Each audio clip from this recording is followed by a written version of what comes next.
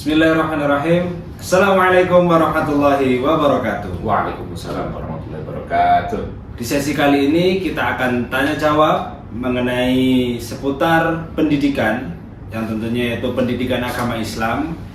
Di podcast pendidikan agama Islam kali ini dengan saya sebagai host, saya Dimas Maulana Rizky dan teman saya Akmal Ramadi Sulaksono. Oke, di sini Mas Akmal akan menemani kita selama beberapa menit ke depan sebagai narasumber yang tentunya sangat informatif. Oke, mungkin pertama-tama kita perkenalan dulu dengan Mas Akmal ini tadi mengenai background sekolahnya dan juga organisasi apa saja yang Mas Akmal ikuti. Oke, untuk itu silakan memperkenalkan diri dulu Mas Akmal. Baik, terima kasih atas waktunya Mas Dimas. Izinkan saya untuk memperkenalkan diri teman-teman. Nama saya Akmal Ramadi Sulaksono. Bisa dipanggil Mas Akmal. Mas Akmal, oke. Jadi saya di sini sebagai mahasiswa S1 Pendidikan Bahasa Arab semester kelima. Background pendidikan saya selama saya mulai dari SD ya. Jadi saya SD itu di Ibtidaiyah, yaitu Madrasah Ibtidaiyah Negeri 1 Kota Malang atau disingkat Min 1 Kota Malang. Oke. Lalu setelah 6 tahun menempuh pendidikan di sana, saya melanjutkan studi ke MTSN 1 Kota Malang. Oke. Yang berada di sebelahnya Min 1 Kota Malang tadi. Min 1 MTS 1 ini ya? Ya. Oke. Lalu setelah 3 tahun di Sanawiyah, saya bergeser sedikit ke sebelahnya, yaitu Man 2 Kota Malang. Man 2, oke. Masih satu tempat? Satu ya? kompleks. Oke. Setelah lulus dari Man 2 Kota Malang, saya melanjutkan perkuliahan saya di Universitas Negeri Malang ini, di Prodi Pendidikan Bahasa Arab. Oke, yang sekarang ini lagi berlanjut ini ya? Betul. Oke. Mungkin itu tadi dari background pendidikan. Kalau sekarang mungkin dari organisasi dan kegiatan-kegiatan apa saja sekarang yang Mas Akmal sibukkan sekarang ini? Baik. Dari awal saya maba, dari semester 2 saya aktif sebagai pengurus di Himpunan Mahasiswa Departemen Sastra Arab. AMD Sastra Arab. Betul. Oke, benar. Dari periode 2024 dan periode kedua yaitu 2025. Oh, Nah, tahun ini nih. Ya. Jadi di tahun ini di 2025 saya sudah resmi di demisioner Mas. Oke, Demis sekarang berarti ya? Ya, Oke. dari di Sastra Arab.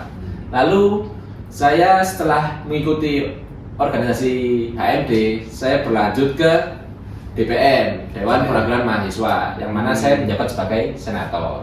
Oke, senator nih ya teman-teman. Betul. Sebagai senator di DPM. DPM. Oke. Lalu organisasi yang lain selain DPM yaitu ada UKM. Saya aktif di beberapa UKM. Contohnya di UKM BDM, Badan Dakwah Masjid. Saya sering mengikuti kajian-kajian Islami terkait mahasiswa dan kehidupannya.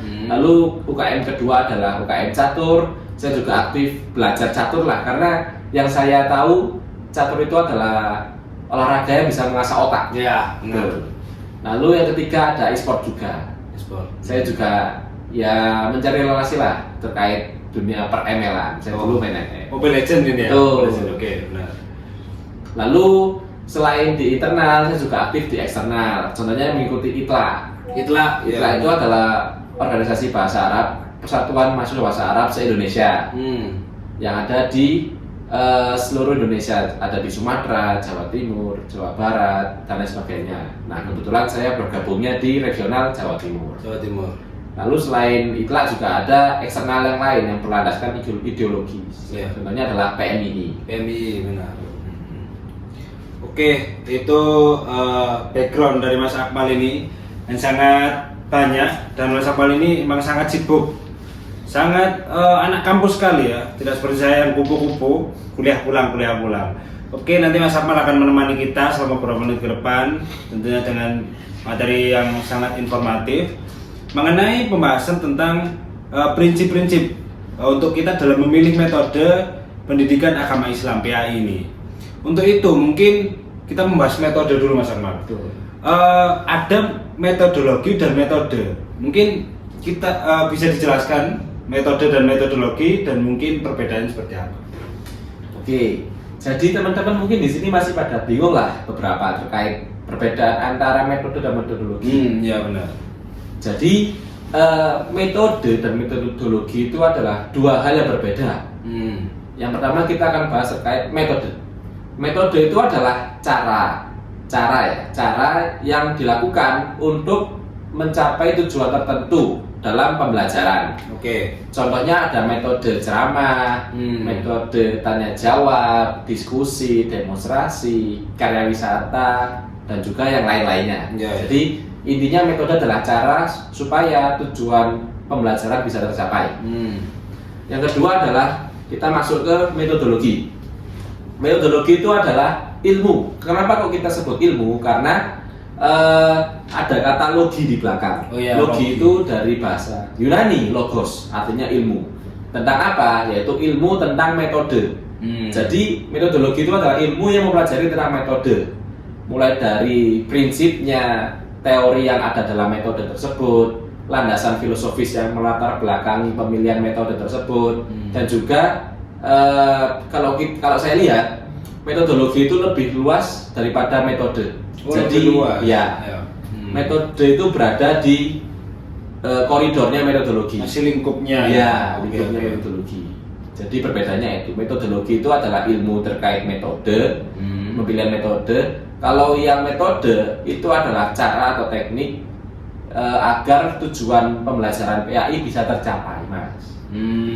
Jadi tetap ini dua hal yang berbeda ya. Betul. Meskipun hampir mirip ini metode dan metodologi. Jadi yang perlu teman-teman pahami, kalau metode itu lingkupnya di bawahnya metodologi. Betul. Metode itu cara untuk mencapai tujuan, dan metodologi itu ilmu atau kajian tentang metode.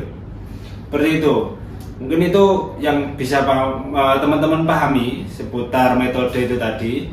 Lalu kita berpindah ke asas. Apa sih asas-asas dalam pemilihan metode PAI ini tadi?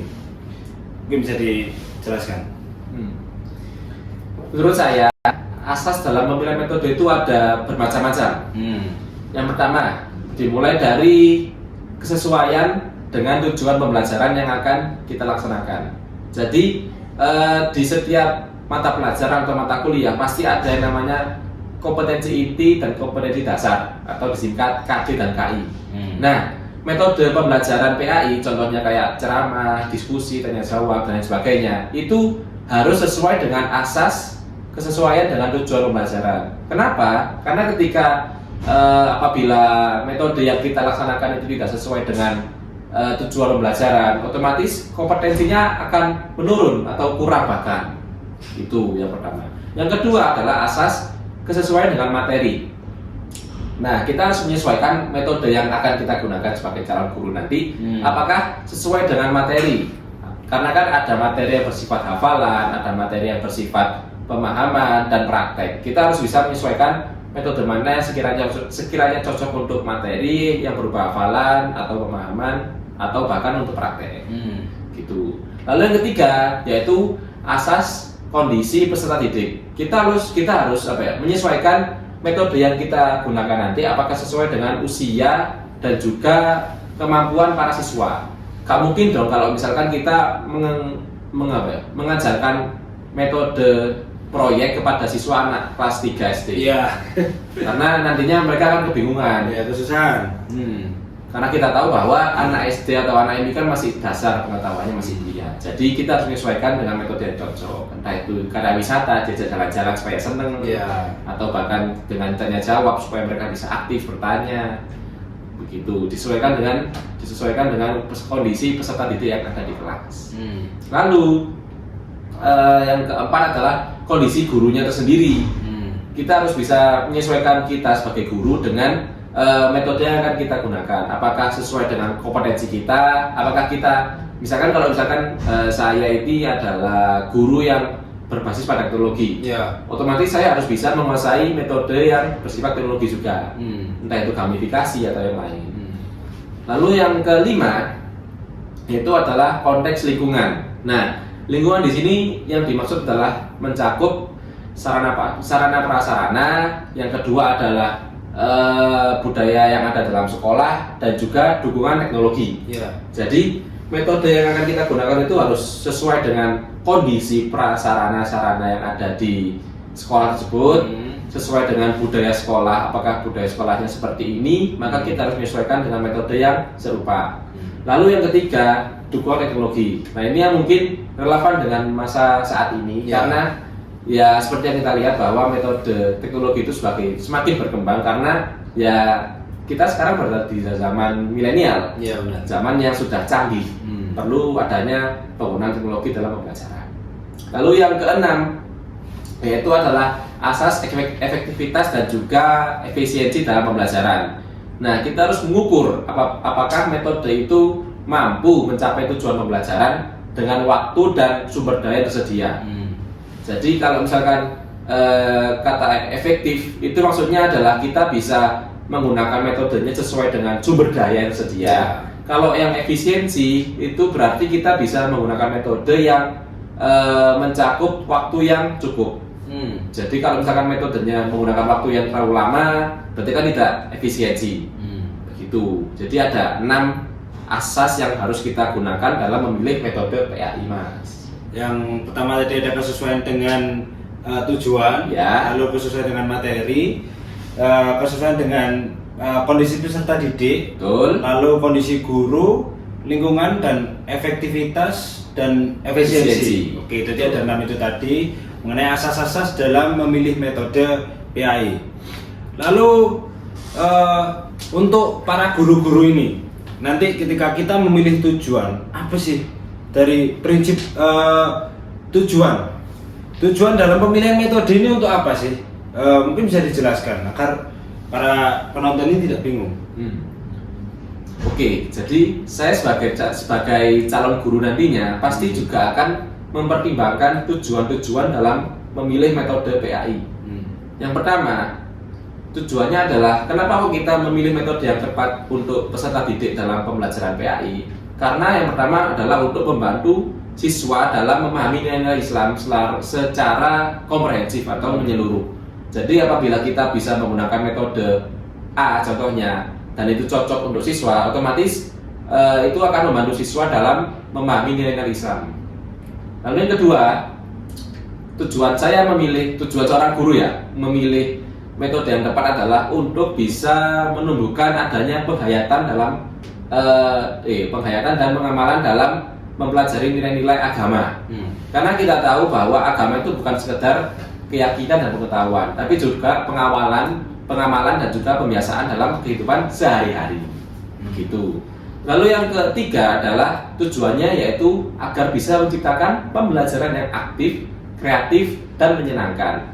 Karena ya apabila seorang guru itu salah dalam memilih metode, otomatis siswanya bakal menjadi pasif, merasa bosan, jenuh, dan tidak semangat dalam belajar. Jadi kita harus bisa menyesuaikan dengan kondisi yang ada.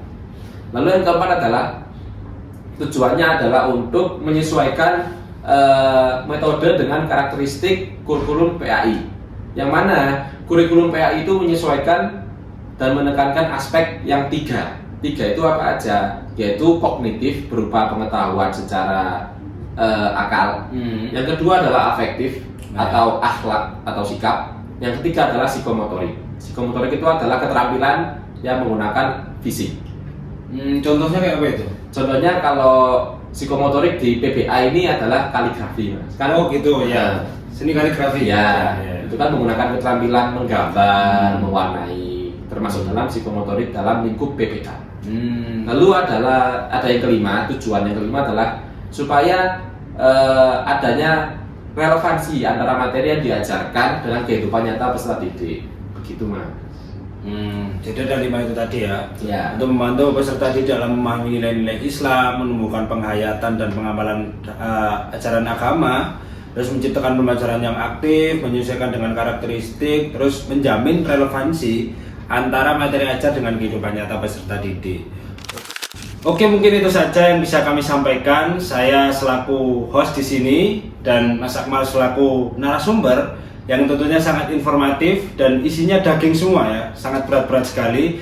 Kami pamit undur diri, mungkin kalau ada pertanyaan bisa drop di komen di kolom bawah, dan jangan lupa tonton video-video lainnya di channel ini. Sekian dari kami, bila ada kurang lebihnya kami mohon maaf. Kami pamit undur diri. Wassalamualaikum warahmatullahi wabarakatuh. Waalaikumsalam warahmatullahi wabarakatuh.